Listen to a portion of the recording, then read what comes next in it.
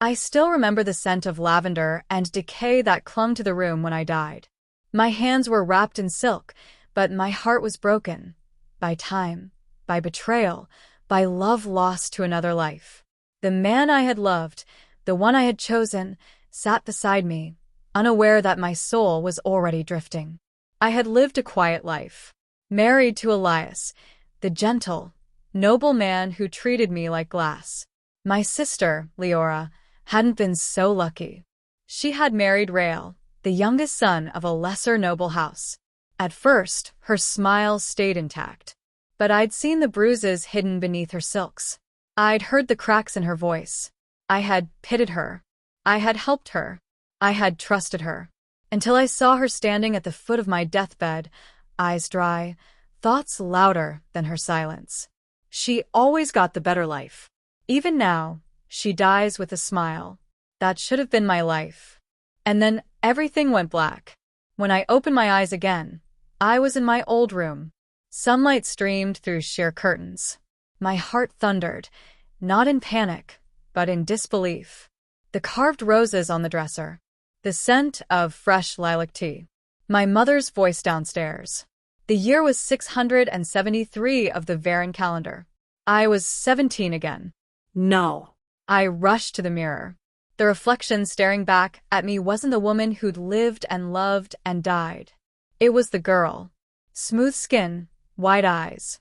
Innocent. Unsuspecting. The day of choosing. I choked on the breath that escaped my lungs. This was the day Leora and I would choose from among the suitors. It was an old noble custom, archaic, really, but our family still clung to it. 2 daughters. 2 husbands. 2 lives diverging. It was the day I chose Elias. And the day she ended up with Rael. But this time, I knew what came next. I sat on the edge of my bed, trembling. This time, I have to grab the best husband before she does. I froze. That voice. Not spoken aloud. In my head.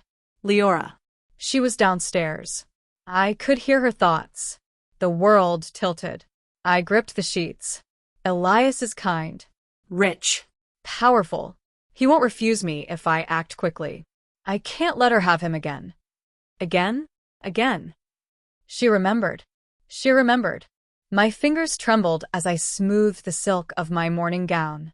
Leora was just outside my door now, thoughts like needles slipping through the cracks. Smile sweetly. Be innocent. She always falls for it. Today, Elias is mine. A memory of my deathbed flooded me. Her dry eyes. Her envy. It hadn't been imagination. She had hated me for living the life she thought was hers. And now we were both reborn. Why? Why were we given a second chance? And why could I hear her? I stood slowly, each step towards the door echoing in my bones. I opened it just as Leora raised her hand to knock. "Oh, you're ready early," she said with her practiced smile, eyes bright like a summer field. But behind it, look at her, still so slow, so trusting. "I've already sent a message to Elias's father. The arrangement will be sealed by noon." I forced a smile. Yes. I couldn't sleep. Big day. We descended the staircase together, our mother fluttering around us like a bird on edge. She adjusted our collars, tightened a ribbon on Leora's sleeve, and sighed. "You 2 are lucky. Many girls would kill for even 1 good suitor. But 2? Noblemen both." I kept my eyes on Leora. She beamed. "We'll both be happy, mother. I'm sure of it. Only one of us will be." By tradition, the suitors waited in the garden, each with a token for the girl he hoped to court. The final choice was up to us. I remembered how I had shyly chosen Elias the first time. His warm eyes, soft-spoken ways. He had offered me a single white rose. Rael had brought a blood-red orchid. I had barely looked at him. Now, I stood beside Leora under the shade of a magnolia tree, heart pounding. Both men waited across the green. Elias still looked as I remembered, tall, with a gentle confidence, dark hair falling slightly over his brow. Rael stood stiffly, eyes cool, hands behind his back. The storm inside him hadn't awakened yet. Go, Leora thought, and I realized she was nudging me forward. I turned to her, catching the flicker of tension in her jaw. She wanted me to make the first move. In the past, I had. This time, I smiled. You go first, sister. I insist. Surprise flared in her eyes. Perfect. She won't even fight. Elias is as good as mine. She stepped forward, swaying gracefully to where Elias stood. She curtsied low. My lord Elias, she said, coy and light. May I walk with you? Elias blinked, clearly taken aback. Of course, Lady Leora. I saw it then, confusion. A glance toward me. I smiled at him. He didn't understand. He wouldn't, not yet. Rael was watching me. Something behind his gaze shifted. In my first life, I had feared him. But now, with my power, I listened. Why is she looking at me like that? She's not afraid. She should be. She was so sweet before. Now she looks curious. I stepped toward him.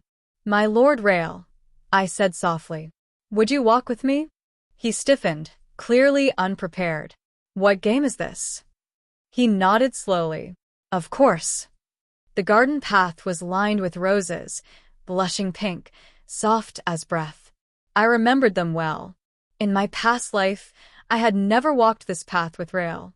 I had feared him from the first moment I heard how he spoke to Leora in private. And when I saw the bruises that bloomed on her skin, I pitied her. But now, I was walking beside him. The silence between us wasn't uncomfortable. It was heavy, wary, like a mirror neither of us dared to look into. His steps were precise, measured. He didn't offer his arm. I didn't expect him to. Why did she choose me? Did Elias reject her? His thoughts were sharp, but not cruel. I looked up at him. You didn't expect me to choose you. He paused mid-step, blinking at me. No. I didn't. There was something in his eyes. Hesitation, calculation. And something else. A flicker of loneliness? I turned away before he could read me back. She's quiet. Not like last time. She asked more questions before. Laughed more. Is this a trick? I could see it now. A man not yet poisoned by bitterness. Rael had always been cold, even when young. But the cruelty I'd seen in the past, it hadn't started here. It had been grown, watered by neglect, by betrayal, by 1,000 quiet humiliations. Had Leora truly loved him? Or had she, too, resented the path fate gave her? The wind picked up, rustling the roses. My heart squeezed. This was the man who would destroy my sister's life. But in this moment, he was simply uncertain. Still malleable. Still human. Why did you come today? I asked softly. You didn't attend last year's choosing for the other houses. He hesitated. Does she want the truth? I wasn't sure if I should, he said. My father insisted. Said it was time I stopped running from alliances. And he looked at me. He said your family had 2 daughters with strength in them. I gave a bitter smile. He told you we were strong. Did he say how we break? Rael blinked, startled. What does that mean? That's not how she used to speak. I stopped beneath the shade of a weeping willow. Tell me something honest, Rael. Just one thing. No title. No performance. He didn't answer at first. The wind caught his dark coat, lifting the edge like wings. Then, I thought your sister would choose me. A pause. I hoped she wouldn't. The admission punched the air from my lungs. He was still staring forward. She's beautiful, bold. The kind of woman who walks into a room and owns it. But he clenched his jaw. Something about her eyes. I've seen wolves with softer stares. Why am I saying this? I looked at him again and for a moment saw the boy he had once been. The one hidden under the cruelty. The one who, maybe, just maybe, hadn't been born a monster. I could have turned away, told him what he would become, told him what I had seen. But I didn't. Because for all the voices I could now hear, none were louder than the ache inside my own chest. I wasn't here to save him. But maybe, just maybe, I could save myself. Then perhaps, I said gently, it's good I chose you. He turned to me fully, searching my face. His thoughts were tangled threads. She's different. There's pain in her voice. But there's something else too, strength. And then softer. I don't know if I deserve this. Neither do I thought. But here we are. That night, I couldn't sleep. My room was just as it had been 17 years ago. White curtains fluttering in the breeze, the soft ticking of the grandfather clock down the hall, and the silence of a house still pretending to be a home. But my mind was far from calm. Leora had taken Elias. I let her. And yet, I didn't feel like I had lost. I had gained something far more powerful than a man's affection. Truth. Knowledge. A second chance to see what truly lay beneath the smiles, the glances, the carefully rehearsed masks we all wore. And the ability to hear their thoughts? It was a gift and a curse. When I closed my eyes, I could still hear echoes of Rael's voice in my mind. She looked at me like I wasn't broken, like I could be more. But I can't be. I didn't believe that. Not yet. The next morning, I wandered the estate gardens again. I needed space to think, to listen. People were always thinking more than they spoke. The gardeners, the servants, even the guards outside whispered silent truths. Lord Elias looked uncomfortable yesterday. Why did Lady Leora pull him away so quickly?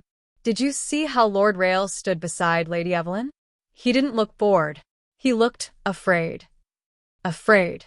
That word gripped me. In my past life, I had feared Rael. His temper, his cruelty. The way his words cut deeper than any knife. But fear is a language all its own. I knew the weight of it. I had carried it, buried it, worn it like armor. So had he.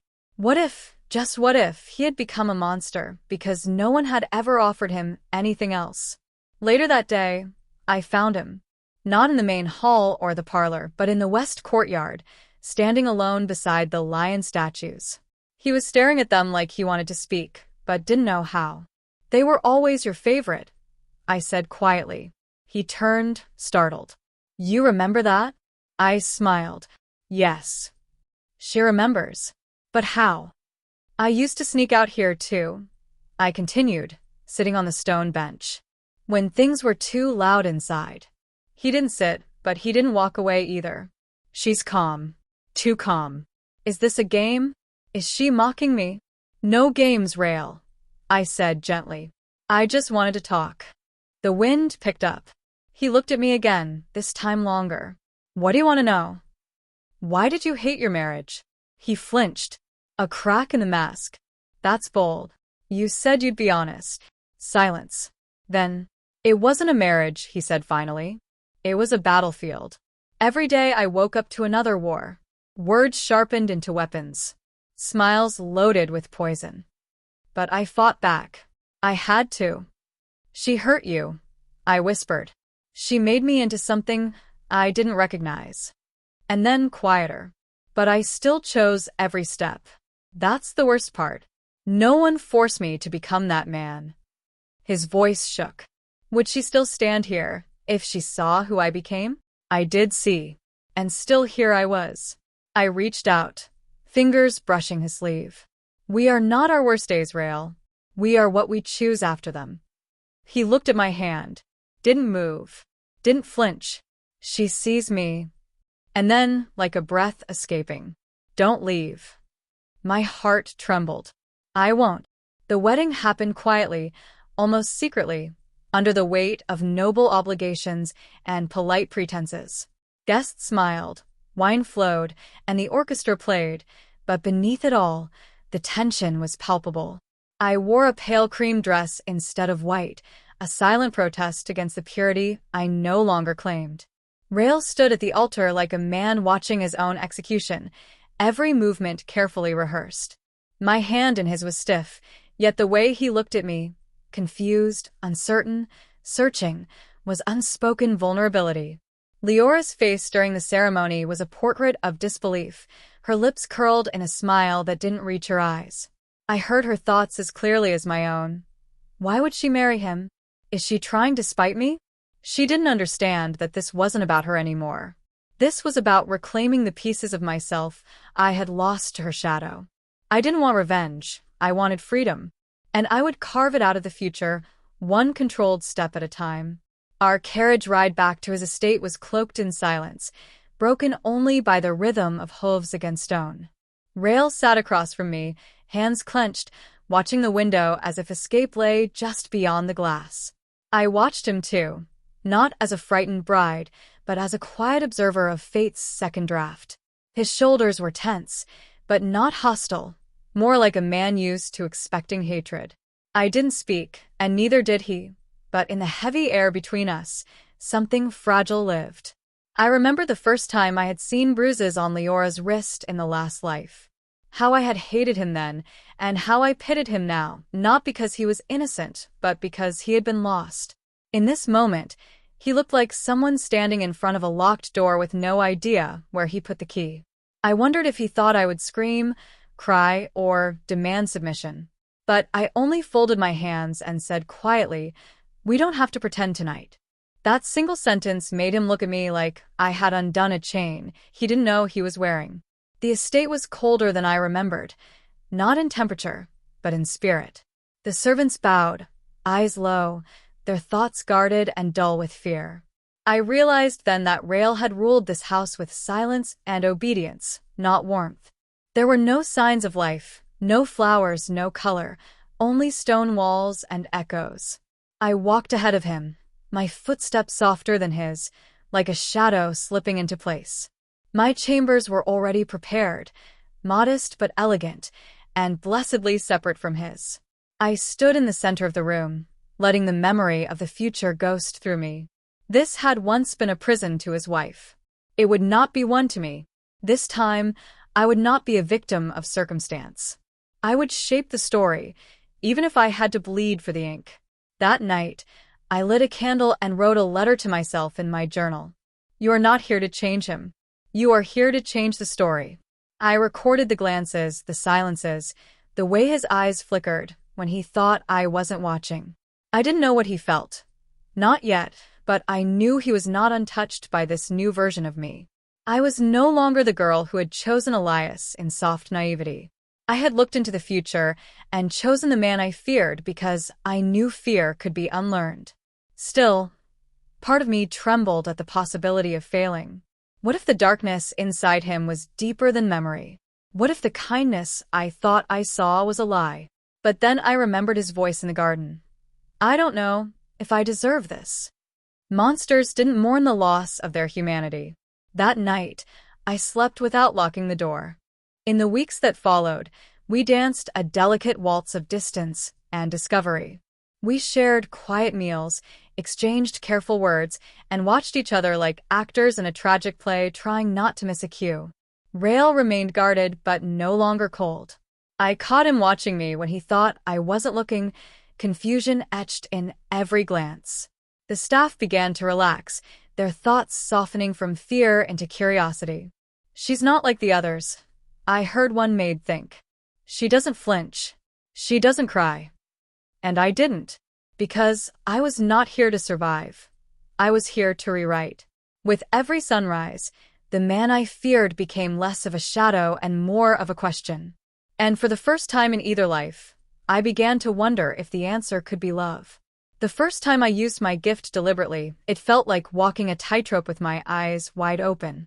During a formal luncheon with visiting nobles, I sat beside Rail as he spoke with Lord Harvine, a man with a calculating smile and a dagger hidden in his tone. Harvine was the sort who bowed while sharpening knives behind his back, and in my past life, his false friendship had bled Rail's estate dry. But now I could hear his thoughts as clearly as I heard his words. Keep him off balance. Mention the failed grain deal. Remind him he's small. I smiled softly and interjected just before Harvine could slip in the insult, casually correcting a detail with grace that made the Lord blink. Rail looked at me with surprise, almost admiration. The conversation shifted subtly, and for the first time, I saw the strings before they tangled. That night, Rail said little, but I heard his thought whisper. How did she know? I didn't answer. Let him wonder. Let them all wonder. As days passed, my role evolved from silent observer to quiet manipulator. I learned to soften the servants' fear with small kindnesses and pointed words overheard from behind closed minds. One young footman, terrified of Rail's glare, thought if I drop another dish, he'll dismiss me. Before the accident even happened, I took the tray from his trembling hands and passed it to another. He looked at me like I had saved his life. Another time, I corrected a steward's numbers before he realized his mistake, and he nearly wept in gratitude. I wasn't being kind for kindness's sake. I was building loyalty, brick by thoughtful brick. Rail noticed, though he didn't say so. His household began to breathe again, like lungs filling for the first time in years. They weren't loyal to him. Not yet. But they were loyal to me, and that was enough. One evening, I entered his study without knocking, the candlelight catching dust in the air like golden ash. He looked up, startled, but didn't tell me to leave. He never did. His desk was strewn with ledgers and letters from other nobles. Some of them were names I remembered for their treachery. I walked around the desk and placed a sealed letter from my family beside him, just close enough to show I didn't fear him. He said nothing, but his thoughts echoed loudly. She moves like a queen. Why does that frighten me?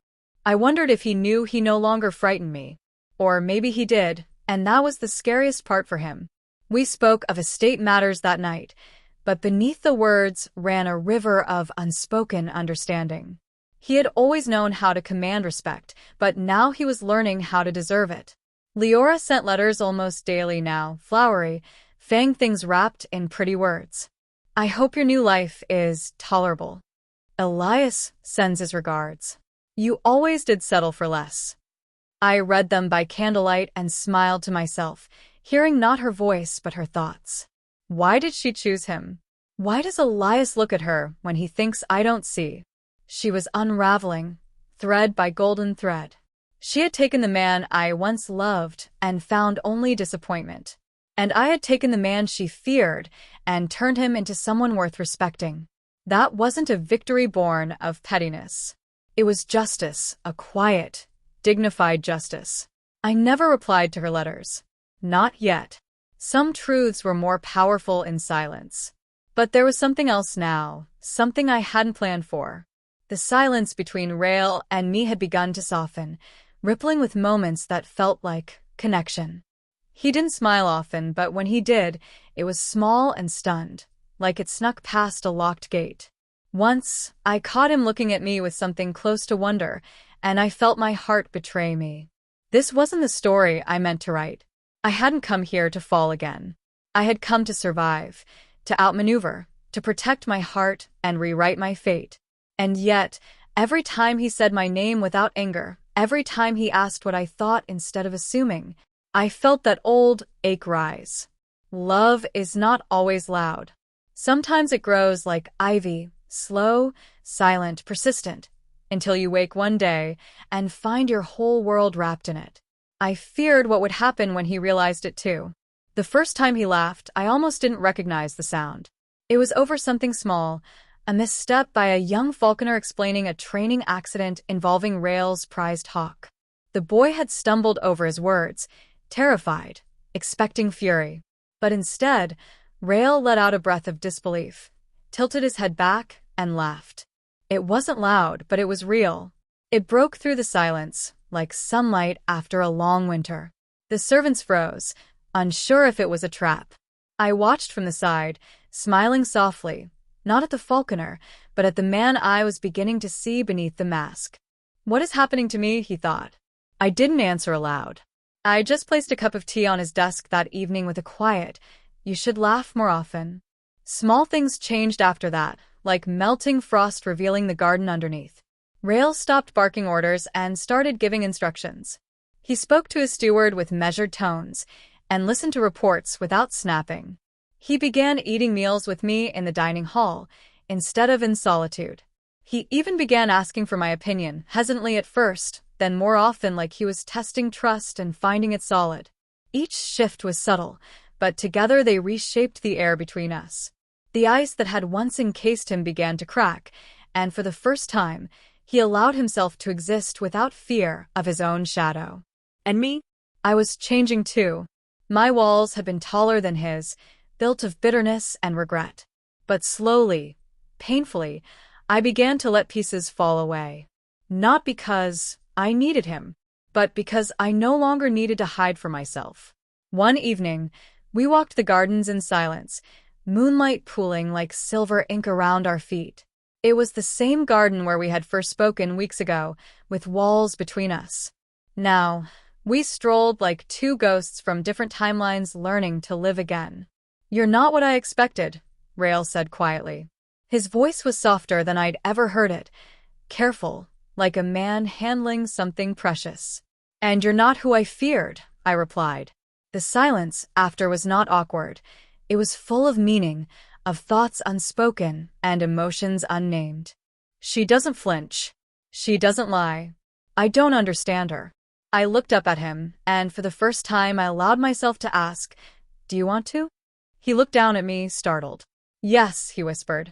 And something inside both of us shifted. But nothing good ever grows without resistance. Rumors began to swirl like smoke. Quiet words in the halls, questions at noble gatherings. "Have you heard? The Ice Lord has thawed. It's her doing." Jealous tongues whispered about manipulation, about how I had tamed him with trickery. Even Leora's letters changed in tone. No longer smug, now probing. "He's kind to you," she wrote. "What did you do to him?" I never told her the truth, that I did nothing to change him. I simply saw him. And Rael, slowly, devastatingly, began to see me back. One night he said, "You're the first person who listens without trying to fix me." I replied, "You're the first man who asks without trying to control me." We were both broken, but not beyond repair. Still, I feared what came next. Emotion is dangerous in the hands of the wounded. Love, when born from pain, can heal or destroy. I had come here with a plan, a script.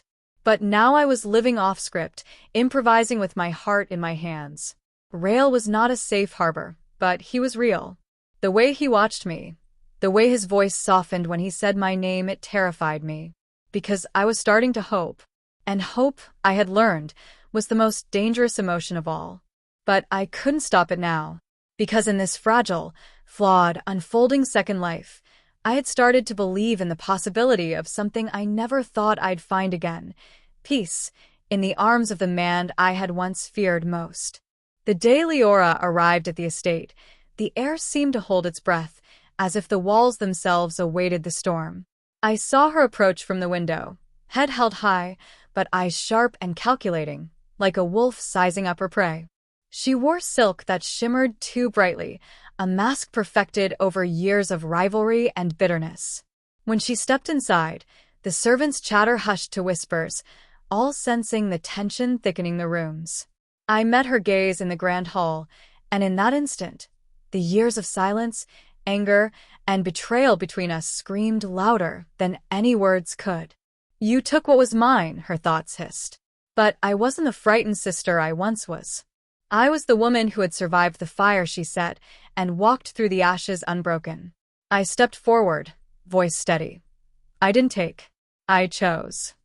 She smiled, but it was cruel, brittle, like a dagger wrapped in velvet. "Chosen, yes. But at what cost? You married the man I feared, the man who could have been mine." The accusation hung in the air, heavy and sharp. "You think I wanted Rael?" No. "I wanted safety, peace, the life he could never give me. I never wanted to be his prisoner." Her eyes flickered with pain beneath the venom, and for a moment, I saw the sister I had loved before jealousy poisoned her heart.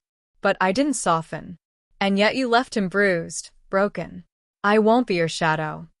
Her face twisted, a flash of vulnerability quickly replaced by bitterness. "You think you're better? You think your second chance makes you stronger?" I met her challenge with calm fire. "I don't need to be better than you. I only need to be true to myself."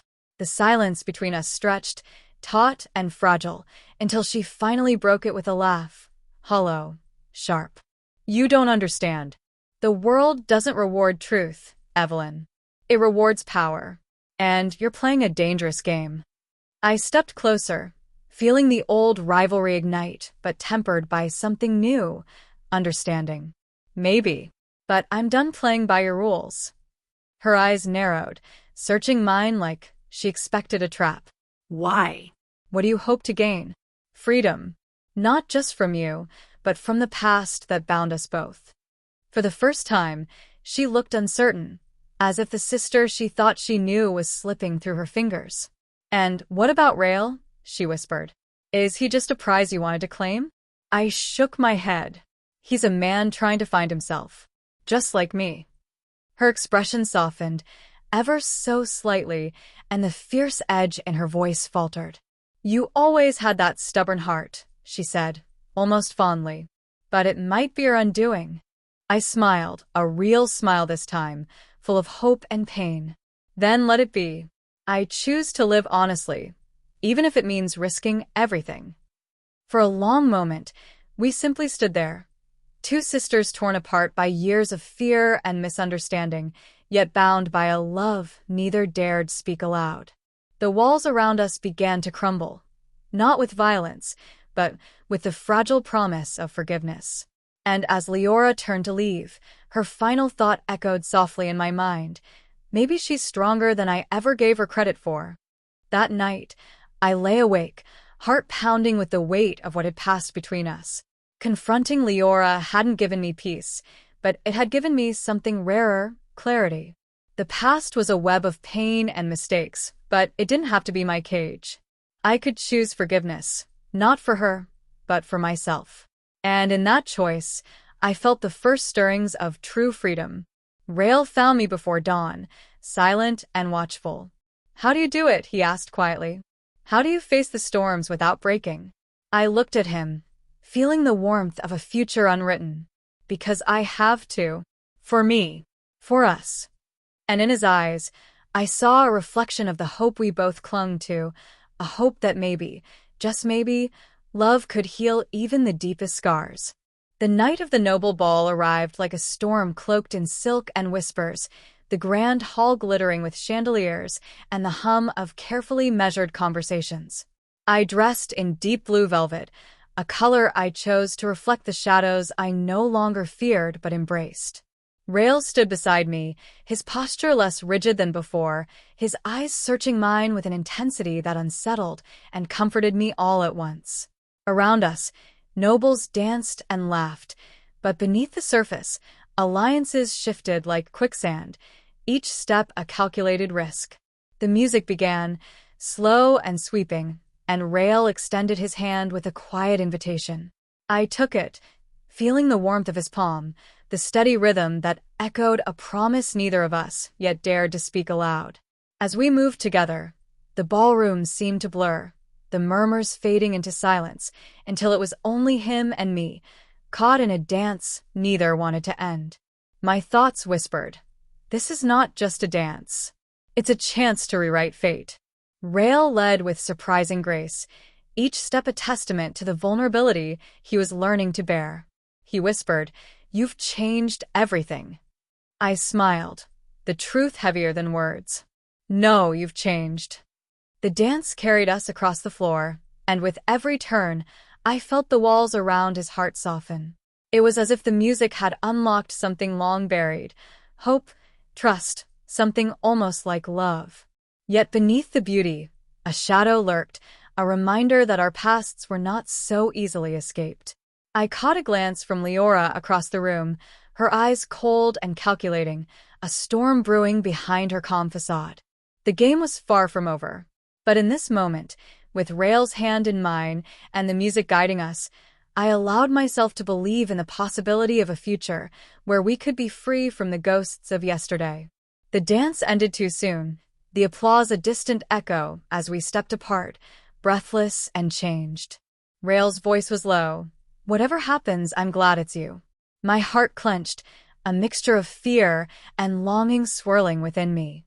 Me too, I whispered, wondering if fate would hear and be merciful. Later, in the quiet of the garden, we spoke of dreams and fears, of a life beyond the walls of duty and expectation.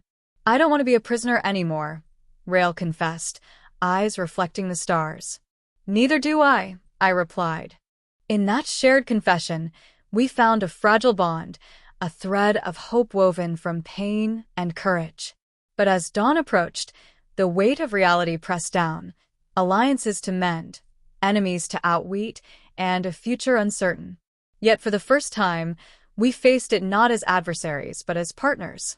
The days that followed were a whirlwind of whispered plans and secret meetings as we navigated the treacherous waters of court politics and family grudges.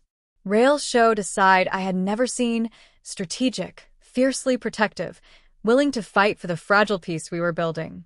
I matched his resolve with my own, using my gift to read the intentions of those around us, uncovering hidden agendas and veiled threats. Together, we became a force neither expected, two wounded souls weaving a tapestry of trust and strength. But even as we gained ground, the past loomed, a reminder that the road ahead was fraught with peril. Leora's shadow was never far, her intentions murky and dangerous. Still, with Rail by my side, I felt the stirrings of a power stronger than fear, love tempered by courage and hope. That night, as I lay awake listening to the soft breathing beside me, I understood that this dance, this delicate, dangerous dance, was far from over. But it was ours to lead, step by step, with hearts open and eyes clear. We had both been broken, shaped by pain and loss, but now we had a choice, to fall into old patterns or to build something new. I closed my eyes, feeling the steady rhythm of Rail's heartbeat against my back, a reminder that even in darkness, light could find a way. The future was uncertain, a delicate balance of risk and reward, but for the first time in a long time, I was not afraid. Because this time I was not alone. And sometimes, that makes all the difference in the world. The morning light filtered through the heavy curtains, casting long shadows across the room where memories lingered like ghosts. I sat by the window, staring at the garden where Rail and I had shared our first honest conversation, but my mind was caught in the tangled webs of the past. Every smile, every slight, every whispered secret from years ago weighed on me like a stone in my chest. Leora's words still echoed, her venom mixed with pain, and I wondered how much of our shared history had been shaped by fear and misunderstanding. The past was no longer just a distant story. It was a living, breathing thing that threatened to undo the fragile peace I had fought so hard to build. Rail's presence was a steadying force, but even he could not shield me from the ghosts that crept in with the dawn. Can we truly move forward when the past claws at our heels? I asked myself silently, clutching the pendant Leora had given me once, a symbol of a bond fractured but never fully broken. The ache in my heart was real, but so was the hope I dared to nurture. Rail found me there, quiet and distant, and without words, he took my hand, grounding me in the present. "You carry so much," he said softly, his voice a balm to my restless soul. I looked at him, the man who had once been a stranger, now my anchor. "It's hard to let go," I admitted. "The past isn't just history, it's who we were. But I want to be who I am now." His eyes searched mine, full of understanding and something deeper, something like promise. "Then let's face those shadows together," he said, squeezing my hand gently. In that moment, the weight I'd borne alone felt lighter, shared between two hearts scarred but healing. The path ahead would not be easy, but with him, it was no longer a journey I faced in isolation. Together, we would confront the darkness, no matter how fierce. That afternoon, a letter arrived, sealed with the emblem of a powerful noble house known for ruthless politics. The message was clear, threats disguised as warnings, reminding us that old grudges were not easily forgotten. I read the words carefully, hearing the unspoken menace beneath the flowery language. "They want us to falter," I murmured, feeling the cold grip of danger tighten around us. Rail nodded, his jaw clenched. "They think we're weak. But we're not," I said firmly, folding the letter with deliberate calm. The trials ahead would test everything we had built, the trust, the fragile bond, the courage to defy expectations. Yet in the face of looming threats, a fierce determination blazed inside me. I would protect this new life, this chance at redemption, even if it meant standing against the entire world. That night, as Rael and I prepared for the inevitable confrontation, I felt a strange peace settle over me. The fear hadn't vanished, but it no longer ruled me. I was no longer the frightened girl who had lost everything. I was a woman forged in fire, tempered by pain, and ready to fight for the future she deserved. Rael's hand found mine in the dark, and I squeezed it, a silent promise shared in the quiet. Whatever came next, we would face it side by side. The past might cast long shadows, but together, we could be the light that breaks through. And for the first time, I believed in the power of second chances, not just for me, but for us both. The castle was unusually quiet that morning, as if the stones themselves sensed the tension curling through the air like smoke before a wildfire. I moved through the halls with a strange mix of calm and unease, every step echoing my heartbeat. Rael was already in the council chamber, his usual stoic expression replaced by a look of focused resolve. When I joined him, his eyes met mine, silently acknowledging the weight of what we were about to face. Around us, lords and ladies whispered, their words sharp and full of suspicion. It was clear that alliances were shifting beneath polite smiles, and every glance held a challenge. The past and present collided in a storm that threatened to tear apart everything we had fought to build. This is the moment our true strength will be tested, I thought, bracing myself for the inevitable. The council meeting began with accusations thinly veiled as concerns, nobles questioning Rael's leadership and the legitimacy of our alliance. I sat quietly beside him, listening as old enemies tried to exploit the fractures in our fragile unity. But Rael did not falter. His voice, steady and commanding, cut through the murmurs like a sword. "We are stronger together," he declared, "and I will not allow fear to dictate our future." His words ignited a spark of hope in the room, but I could see the strain beneath his calm. The battle was not just political, it was personal.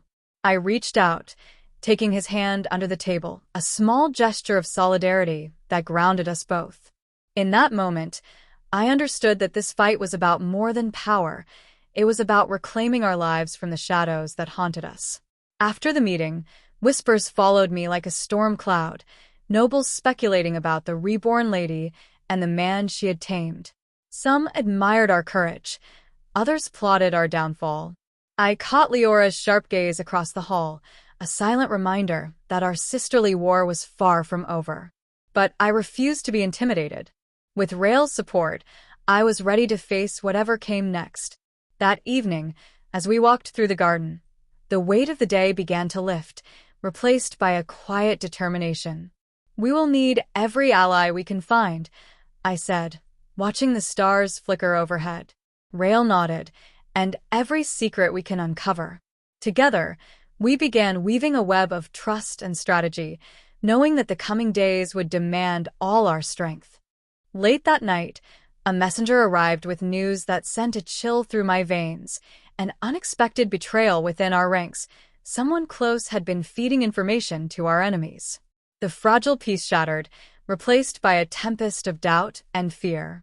I stared at the sealed letter, my mind racing to uncover who could have turned against us. Rael stood beside me, his hand firm on my shoulder. "We will find the traitor," he promised, "and we will survive this." The road ahead was darker than I had imagined, but I was no longer alone in the shadows. With Rael's unwavering presence, I felt a spark of hope ignite amidst the storm. Whatever lay ahead, we would face it together, bound by trust and the unyielding will to survive. As the night deepened, I sat by the window, the cold wind whispering secrets through the cracks.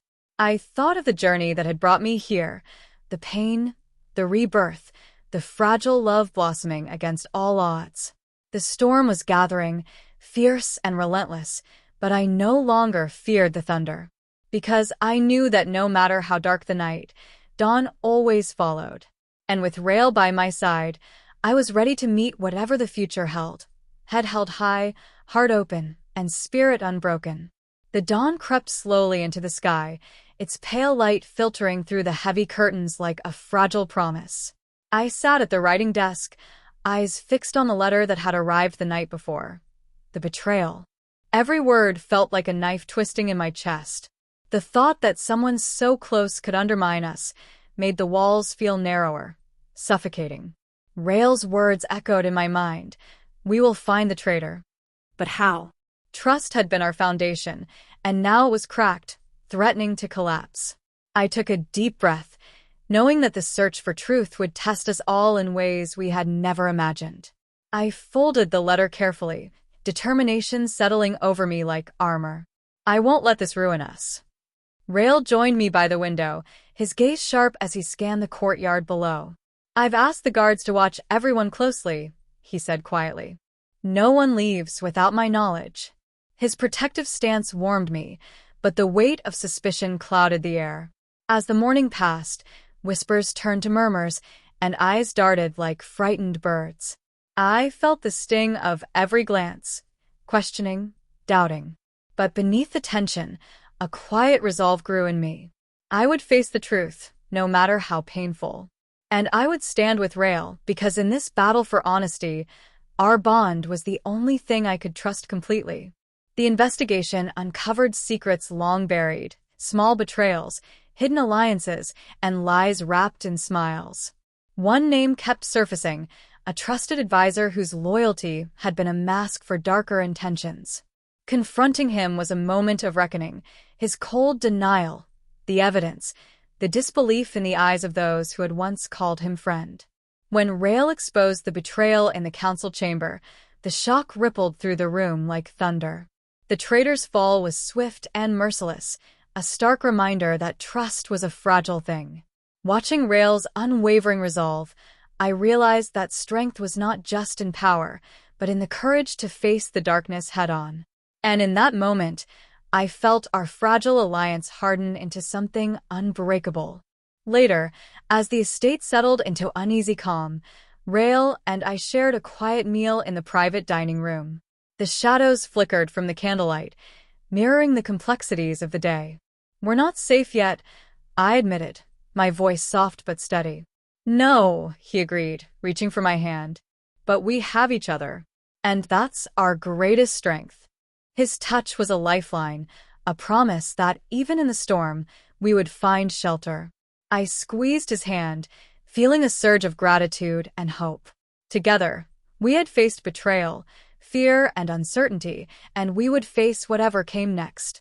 Because in this fragile second chance, we had something worth fighting for: truth, trust, and each other.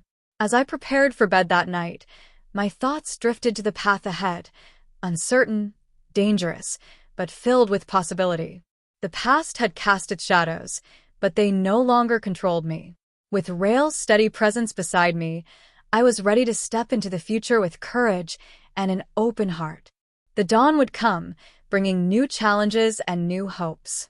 And I knew, deep in my soul, that no matter what storms we faced, we would face them together, stronger, wiser, and unbreakably bound. The morning sun spilled through the windows like a promise fulfilled, casting golden light across the halls that had witnessed so much pain and healing. As I stood at the balcony, breathing in the crisp air, the weight of the past felt lighter, no longer a chain, but a lesson carved into my soul. Beside me, Rael's hand found mine, steady and warm, grounding me in the present. The castle that had once seemed a prison now held the seeds of our future, fragile but growing. I glanced at him, seeing not just the man who had endured his own darkness, but a partner who had chosen to walk beside me through every shadow and storm. "We made it," I whispered, voice trembling with a mixture of relief and hope. He smiled, a quiet strength radiating from his eyes. Together. The days since the betrayal had been a whirlwind of rebuilding and reaffirming trust, not just between us, but among those who had doubted and feared. Old wounds had begun to heal, replaced by a fragile peace that felt both fragile and fierce. Leora's silence was a constant reminder of the battle still to come, but it no longer consumed me. We had each found a new path, one forged not from rivalry, but from the understanding that love and forgiveness were stronger than bitterness. I no longer wished to win her approval. I only wished to free myself from the past that had bound us both. As I watched the first blooms of spring push through the thawing earth, I felt a kinship with the world around me, resilient, ready to bloom anew. Rael and I had spent countless nights dreaming aloud, planning a future where fear no longer dictated our choices. The promises we made were whispered between stolen moments, simple dreams of laughter, quiet mornings, and shared strength. I knew the road ahead would still hold challenges, but for the first time, I felt prepared to meet them head-on. Because I was no longer alone, and love had given me the courage to believe in second chances. As we stood together, watching the horizon blush with dawn, I realized that rebirth was not just a beginning, but a continual journey, a dance between past and future, shadow and light. And with Rael, I was ready to dance forever. The final step of our journey was not one of grand gestures, but of quiet acceptance. I turned to Rael, gratitude filling my heart for the man who had loved me through pain and joy alike. "Thank you," I said simply, the words heavy with meaning. He pulled me close, his voice low and certain.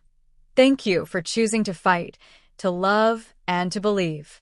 In that embrace, all the scars, visible and invisible, felt less like wounds and more like stories of survival.